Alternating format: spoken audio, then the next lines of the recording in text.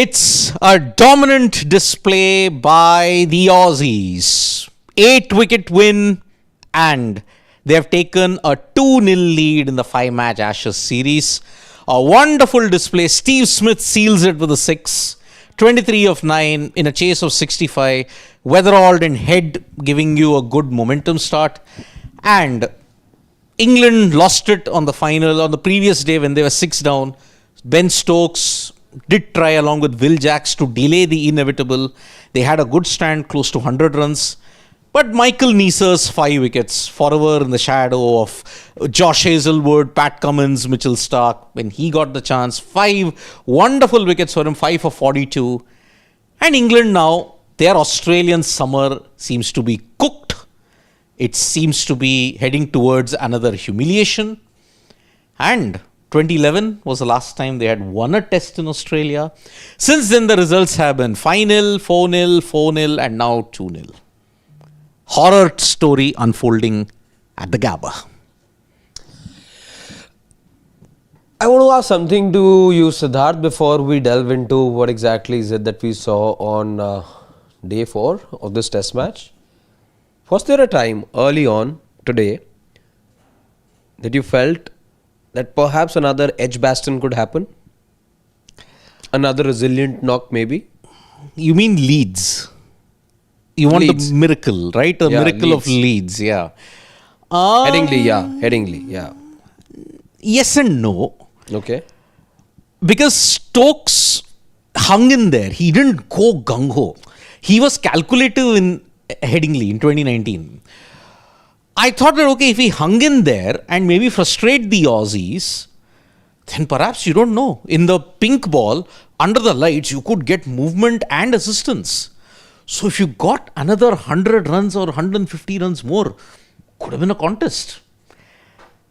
But no, it didn't give me Headingley vibes for one simple reason. At least your bowlers, at least your batters everywhere showed a bit of courage, bit of spine.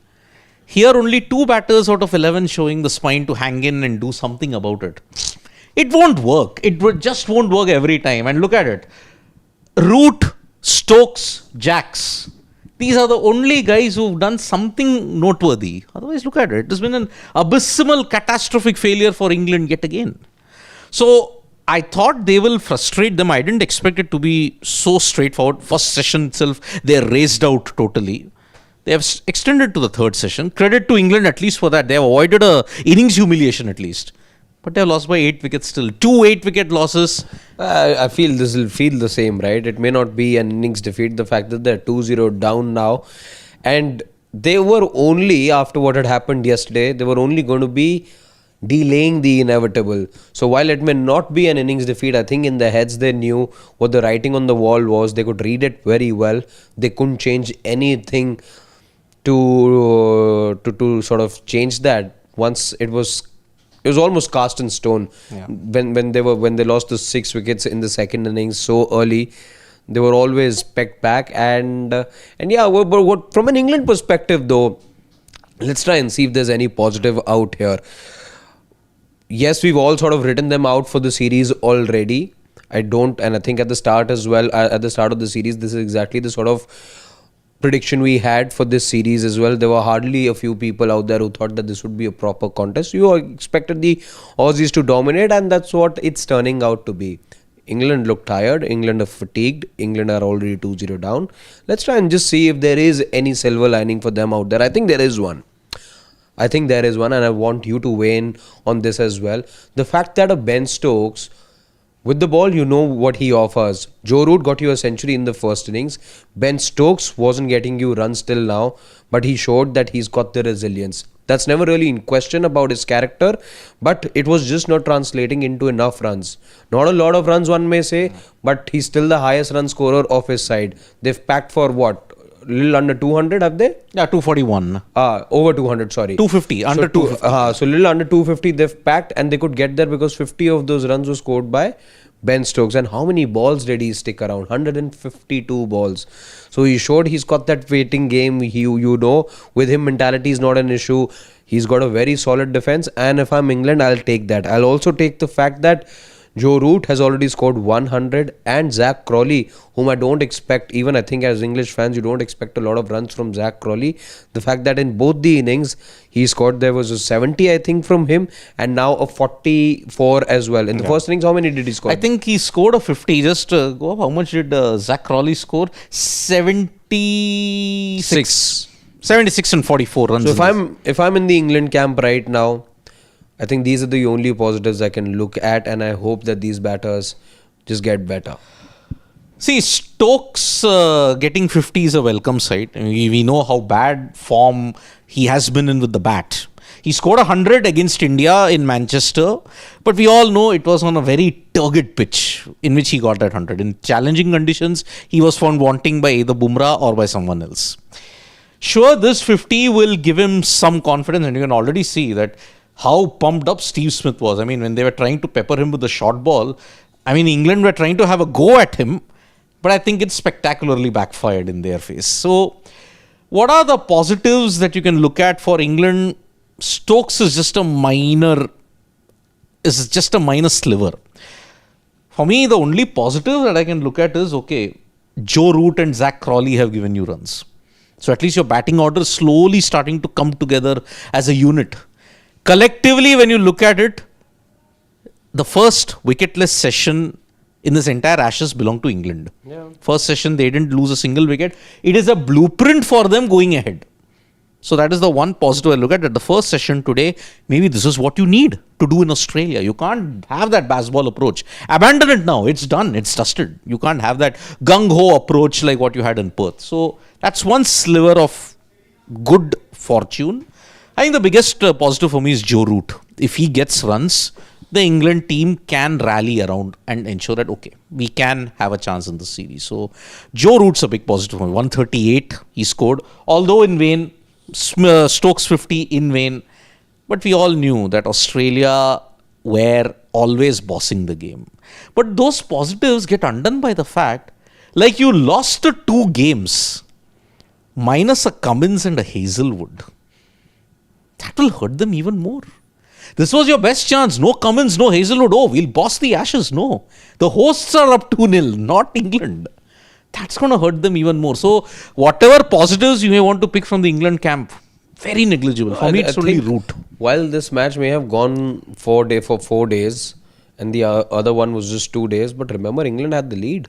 Yes. England had the first innings lead. They weren't so far back in the test match as they perhaps would feel as they were in this one.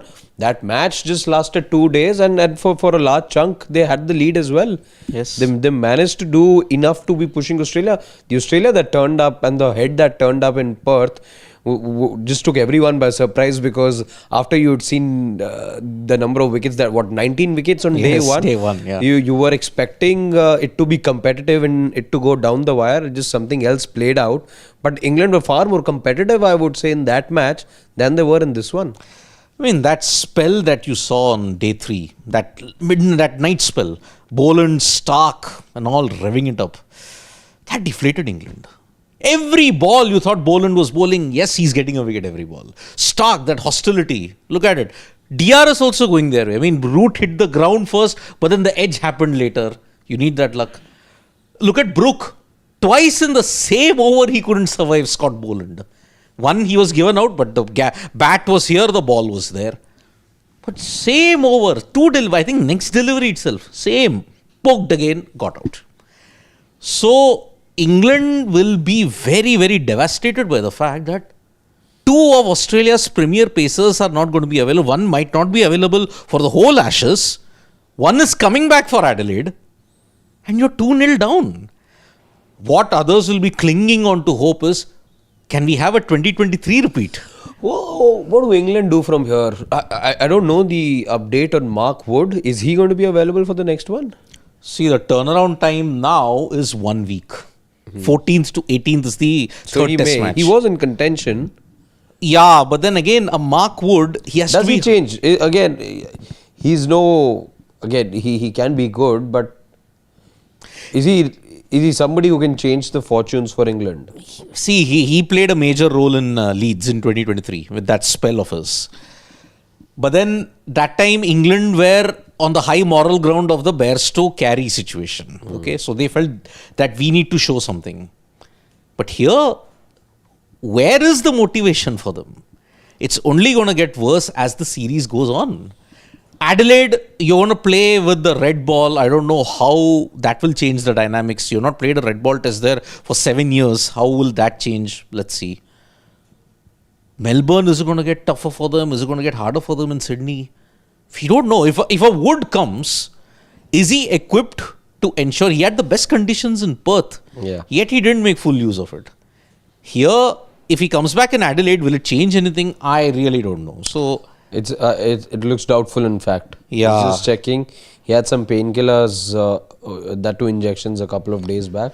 Adelaide return also looks difficult. looks very difficult. And anyway, look, even if he comes back, this England bowling lineup is cooked. You saw Atkinson take 2 wickets, but then Cars, Archer, all have just given up. And it's only 2 tests. Oh, are they cooked because they've had to bowl too much? They haven't had to. The first test match lasted all of 2 days. But then look at the amount of toil they have How bowled. much bowling have England had to do in this match that, yes, they've shown signs of being cooked. Yeah. But are they cooked more mentally than physically is my question. I think mentally. 117 overs they have bowled. The physical toll. So you see teams again, these are only 350 odd scores that you've seen. With Australia, 500 in 1 innings. Second innings, you barely had to bowl much. Correct. But look at Ben Stokes. He looks defeated. I mean, the press conference also, he just looks shell-shocked at this point in time. He's trying to struggle to find words like how to explain this loss. Doesn't look good for him. And I think Stokes' captaincy career is also on the chopping block if he doesn't get the Ashes back. Because he's tried twice. He's failed twice. 23 and 25. You built up baseball for this. But if you don't win the Ashes back, now it's a matter of only 1 test. You don't win that test, also draw, the Ashes is not coming back. I think, who do they go to if not Ben Stokes? I think the character of this man is so strong. They'll have to find ways of sticking with the Ben Stokes. I think he is leadership material. Who else do you look at? I think Harry Brook's rather young for now to be made England captain. But who else do you turn to? Joe Root is not going to be taking up. He's the only guy, Harry Brook. But too early, Siddharth. You have to look at something new because see, already in this cycle, you've lost. The series against India ended 2-2. Zach Crawley doesn't know about his whereabouts in the team. Ben Duckett, again, every couple of series there are some question marks that get raised. Ollie Pope perhaps on his way out now. He may not continue in the series anymore, and he perhaps is the sacrificial lamb, I would say, of this whole baseball era. I would say he did exactly what he was asked to do. I know where you're coming from because that 20.9 average in an era where you've had the flattest of flat decks. Yeah. Ouch, sticks out like a sore thumb. Joe Root's not going to take it. We again then come to Harry Brook, becomes contender number 1. Then you've got Ben Stokes. Will Jacks again not in contention, and then you've got all the bowlers including one and Jamie Smith is there. Jofra Archer, Jamie Smith again, young days. Too young, yeah. But there's only Harry Brook you can look at. But I think the character of Ben Stokes is what this team needs. But I don't know. See, this will call for serious review. Mid-series there may not be one, and of course you don't expect changes to be made. Mathematically, the series can still be salvaged by England, but we know it's a long shot. Correct. It at best sounds fantasy to me right now. Yeah. But anyway, let's move forward. Let's take this discussion forward and talk about the team that has a plumb 2-0 lead at the moment and are looking like the team that can really aim for a whitewash now. Yeah, the Aussies led by Michael Neser's 5 for 42. He was the guy who set it up for them. I mean, if Boland and Stark could wreak havoc, it was thanks to Neser. He kept one end tight. Yes, the keeper was up every time when Michael Neser bowled, so they couldn't charge down. So that nullified England. For me, the tactics by Steve Smith today and in that particular partnership were simply top-notch. Even I would say the field placements. Yes. Look at where the fielding was set today. And in fact, where Steve Smith was, I think, shot mid-wicket. Yep. catch coming to him. He didn't have to move an inch. Yes. The whole of the second innings from Australia, I think the one hallmark of Steve Smith captaincy will be the field setting for me. Yeah. The fielders were planted exactly where they had to be. Look at where Steve Smith was. I don't know, again, we'll have to just see this again, but first impression for me in that Will Jack's wicket, it's a very unconventional slip position, or a wide sort of a slip that he Wide-ish was in. slip, yeah. Yeah, it wasn't first conventional slip of sorts, at least from what I do remember from the visual that played out. But look at where, he was fielding, and what a good diving effort as well from him. Yeah, and again, Carey standing up, and what a catch to dismiss Ben Stokes. I mean, standing up to a bowler who's 130 plus, slight bit of away movement, edge, grabs it. Stokes knew he was gone. Stokes knew he was gone. And again, two catches that even Michael Neser do. I mean, look at The two cotton balls, you're saying? look at where the match turned, the catching. England need to learn from Australia in that aspect. 4 dropped chances on day 2, and look at the catching on day 3 and day 4. Even the catch, how can one forget the catch? Of course, we've seen some crazy catches. Labuschane's catch. The Labuschagne catch. Then there was one that you saw from Duckett had dropped it. I think it was Crawley or somebody who took, or Pope who took the catch, if I'm not mistaken. Let's just, I know which dismissal that you are talking inside about. the ring. Inside the ring, yeah. And also, how can one, Siddharth, forget that that catch in which you had Labuschagne collide with Head. No, not with head. That collision catch you had, and then it was Carey who ended up clinging onto it. I think it was one of the tail ends. There was a collision that took place yesterday. Could be. So, in that sense, when you look at the catching, that was the difference maker. You dropped chances, you allowed the Australian tail to accumulate well over 150 runs in bonus. Yeah. You are not recovering from a 177 run deficit. You are only delaying the inevitable at this point in time. So, looking at the way how Australia caught, and Michael Neser, forever in the shadows of a Hazelwood, Cummins, he doesn't get that much of a chance, but when he gets it, he's like Jai Richardson, wants to grab his opportunity with both hands. Last time, I think Hazelwood didn't play in 2021. It was Jai Richardson who took 5 wickets. Here you've had a Michael Neser with the ping ball who took 5 wickets. What do you make of Neser and Doggett though? Let's touch upon the two youngsters. They're kind of away from this Australian outlier. They are like hit the deck, fast, strong shouldered, 135, 139-ish.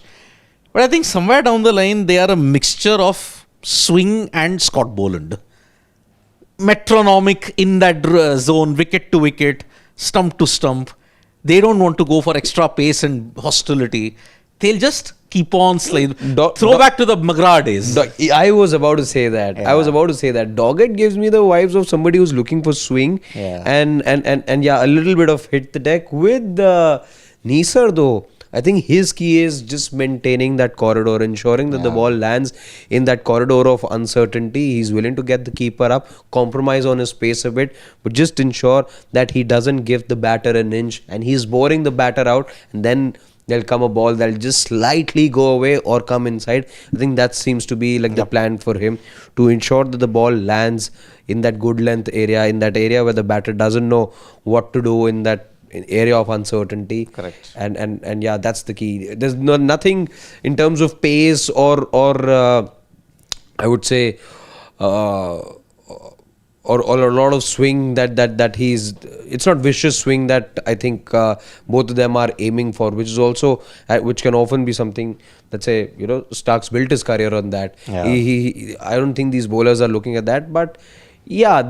but work in progress, I would say.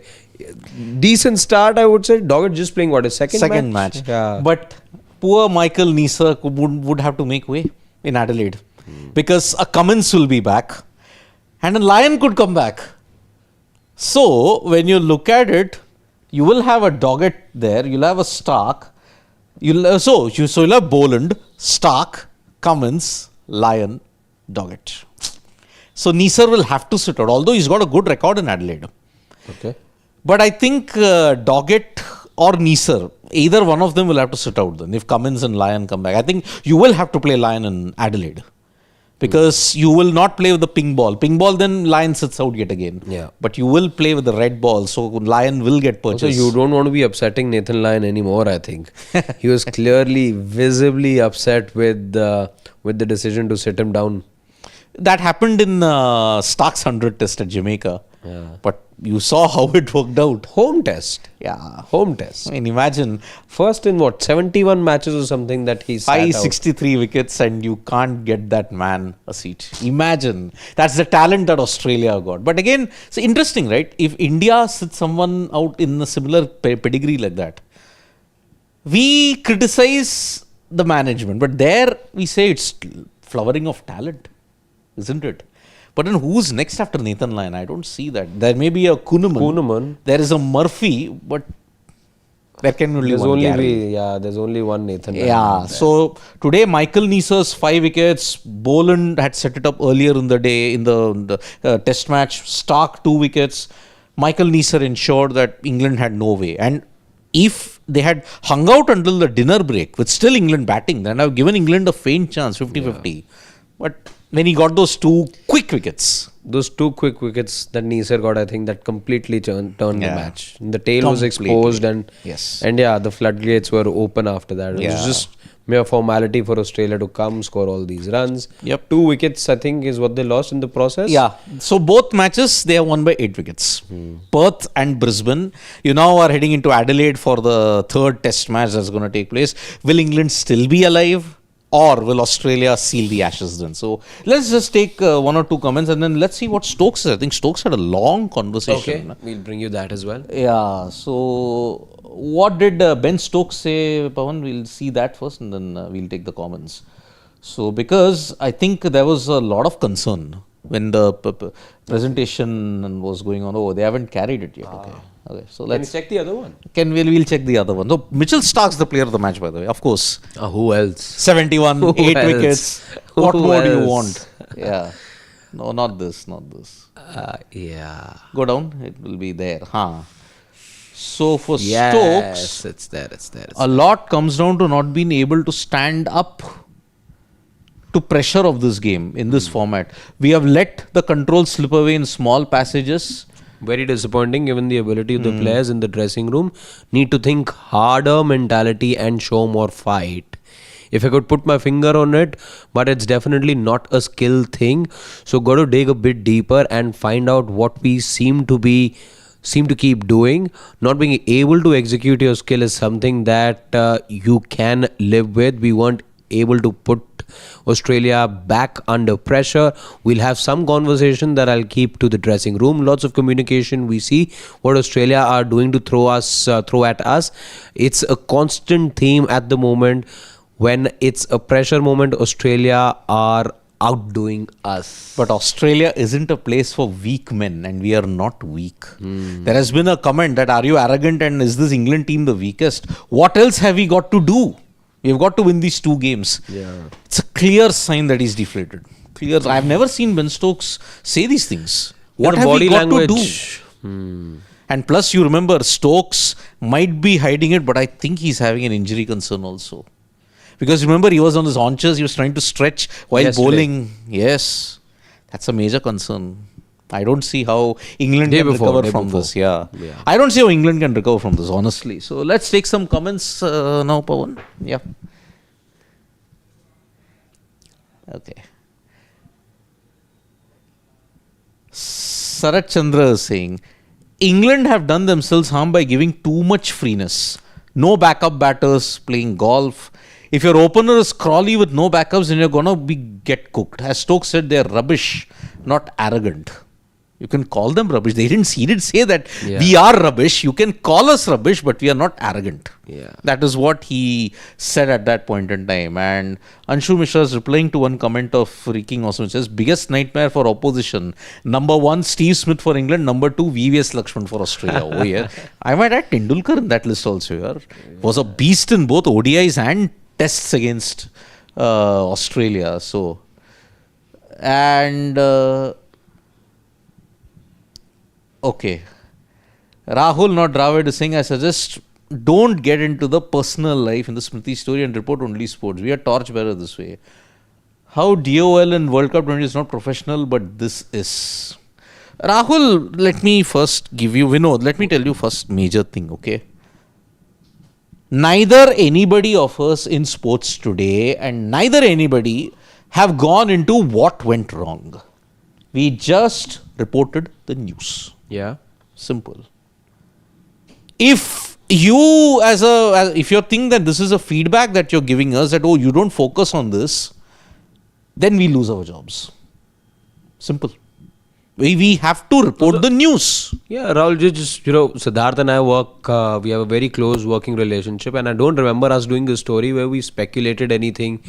If there's something that was going on social media platforms, we just put things out the way they were without adding any color to it or anything like that. And for that matter, the last time that we came live to you with that story of them calling their marriage off, we told you exactly what was said on the social media platforms. You can go ahead, check that. I believe you're mistaking our reportage with perhaps some other outlet out there, but we take your feedback with both hands. This one, though, I don't quite feel we've done anything wrong over here, unless, of course, there is some pinpointed detail that you remember, and we obviously love to hear from you if we overstepped in any way, but we haven't. Yeah. I can tell you with a sense of certainty, we haven't. Yeah. Desmond Haynes is like saying Stokes may retire after the Ashes series loss. Could happen. Could happen. I think, his body is not helping him in any ways. He's propped up on nuts and bolts for 2 years now. Yeah. If this Ashes he doesn't win, yeah, it's game over for him. Because the World Test Championship is gone again. You've played 10 tests, and if you don't win any in Australia, you won only 2. How are you going to make a comeback after that? I don't know. You're playing 3 versus New Zealand. You're playing 3 versus Pakistan. Where are they playing the New Zealand? In their home series in June, July, at that point. The WTC is gone. How will you recover? So I don't know how it's going to be with Stokes at this point in time. Ajit Bagarkar is saying. Bagarkar. Ajib Agarkar is saying. Ajib Agarkar. India was in the series till the last day of BGT, and here England have already lost the series. Well, we don't know. What if they have a miraculous comeback in Adelaide? But then, in Australia, it gets only tougher and tougher. At the moment, the gulf between the two sides is big. Is big. And Clark Kent is coming back. Can I also mention one thing? That series was alive because Brisbane got rained out. Yeah. No, plus you had an inspirational Bumrah who bowled for 4.5 tests. On the last day when it mattered, he couldn't because he had already broken down. 150 overs. Yeah. Gone. It was no way in that sense. So, that is the way we are looking at it. And last comment we'll take. Freaking Awesome is saying, England are failing in both tests and ODIs. In 2025, England have won only 3 out of 8 tests. 1 came against Zimbabwe, by the way. In ODIs, they have hit the new low in the last 10 years. They have only won 4 out of 15 ODIs. Yeah, the worst defense ever by a defending champion. So, in that sense, it is going to be very, very thing. And I think England will be shocked by deduction and overrate penalty also. Oh, maybe there might be an overrate penalty loading for both. Yeah, both paid a price for it last time around as well. Yeah, 9 and 10 points. Yeah, Australia and England are making it a habit of racking up points. Australia rack up much more points than England do. But both teams look to be willing to let go of some points because of slow over it. Anyway, that's for them to figure out. 6th day of Ashes coming to an end. Yep. We could have had 10. We've had only 6. Let's see whether a test will go into the 5th day in Adelaide. Or now Sydney.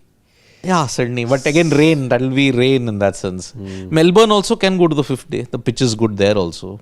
So we are having... Open wicket, Siddharth. But last time the BGT went to 5 days. Let's hope we get a 5-day test match. Yep. So 1 week gap now until the Adelaide test, 14th to 18th. We'll join you then. Until then, more videos coming your way. Don't forget, big evening coming up. F1 plus Junior Hockey World Cup. That's going to be the key. So bye-bye from me and Arshad. We'll be back with more videos.